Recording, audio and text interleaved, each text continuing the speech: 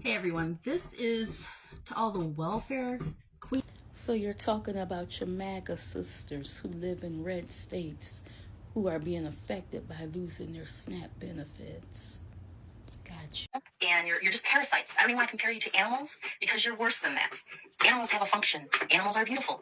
You people are just virus, parasitic creatures that should have probably never been born. Anytime anyone uses the term welfare queen, it is a massive racist dog whistle, and they should be treated as such. No children while you are on the system. If you can't feed them, you're not going to breed them.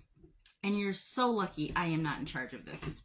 A white woman allegedly named Susan has gone viral after a shocking rant labeling people as welfare parasites. And in her video, she claimed that black people are the most dependent on SNAP benefits and food stamp. And she went on to say that many of them are lazy, irresponsible, and that people who can't afford to raise kids shouldn't even be born or should not give birth to kids. And her words were cold, they were cruel, and completely out of touch with reality.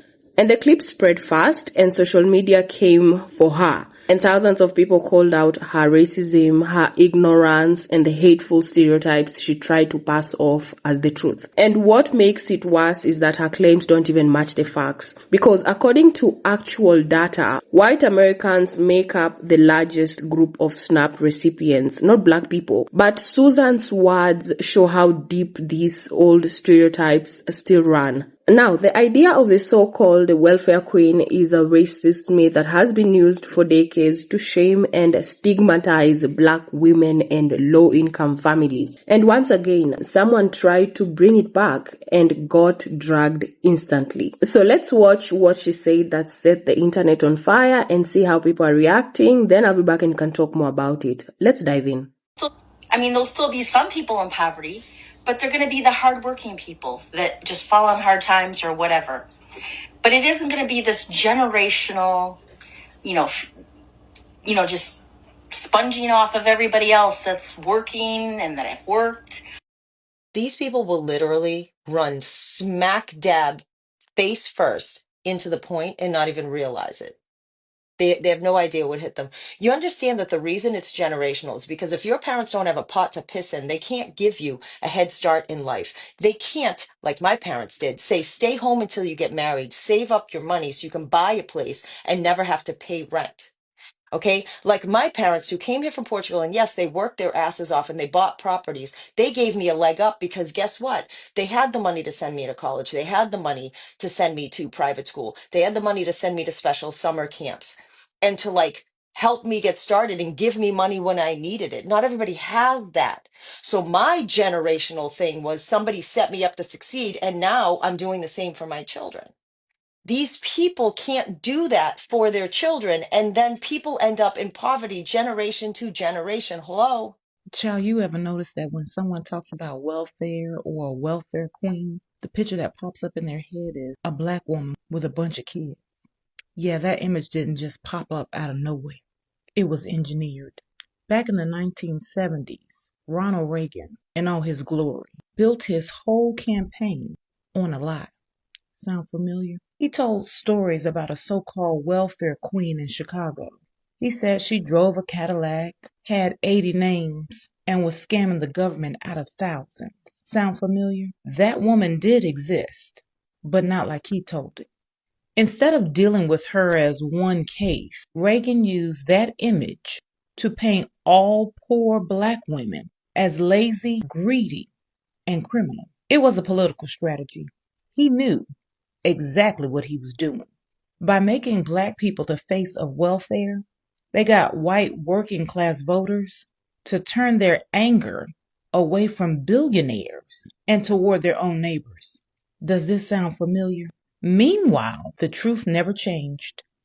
White Americans have always been the largest group receiving government assistance. But because of that lie, poor white folks started voting against their own interests, baby, fighting to destroy the same programs they benefit from. That's the trick of America. Make you believe your struggle is someone else's fault, so you never question who's really holding the power. And baby, it ain't poor black folks. The welfare queen, she wasn't real, but the damage she caused, that was the point. Divide, distract, and keep the poor fighting, while the rich cash in. From welfare queen to Dean's List, the lie versus the legacy, aka you forgot to adjust your stereotype. They called her lazy, dependent, and a drain on society. Today, she has more degrees than anyone else in the country. Let's talk about black women. The term welfare queen was born out of political manipulation in the 1970s and the 80s, especially under President Ronald Reagan. The image, a black woman with kids driving a Cadillac, scamming the system. The truth, one extreme and distorted fraud case blown up into a racialized moral panic used to gut welfare and blame poverty on choices. It worked. The stereotype stuck, and it's still echoed today in how black women are portrayed in the media, politics, and policy debates. But while that lie calcified, black women were out there doing something else entirely. According to the National Center for Education, Statistics, and multiple studies, black women enrolled in college at a higher rate than any other group by gender and race. They earn more associates, bachelor's, and master's degrees per capita than any other demographic group in the U.S. How sweet.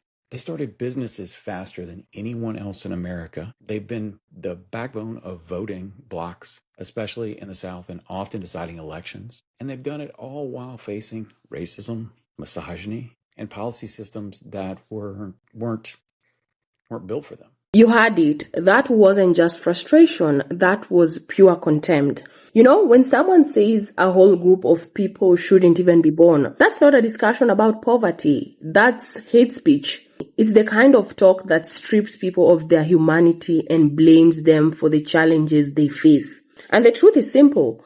Poverty isn't a race issue, it's an economic one. And millions of Americans of every background struggle to make ends meet. And you know, the USDA has shown repeatedly that most people who receive food assistance are white. And many of them actually work full-time jobs. But you know, instead of focusing on that, Susan chose to attack one community, spreading a toxic narrative that dates back decades. The so-called welfare queen myth was created to demonize black mothers, packing them as lazy and deserving, and here we are years later, still hearing the same line.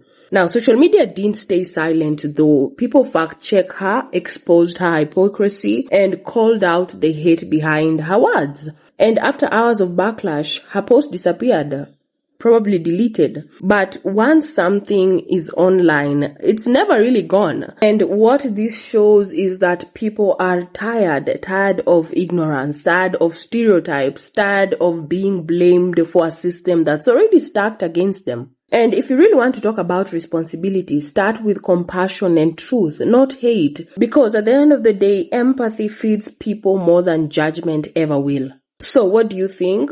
Drop your thoughts in the comments. I want to hear your perspective. And if you want to hear more trending stories just like this one. And before you go, don't forget to like, share, and subscribe for more trending stories just like this. My name is Amy. I appreciate you guys for sticking around, and I'll catch you in the next one.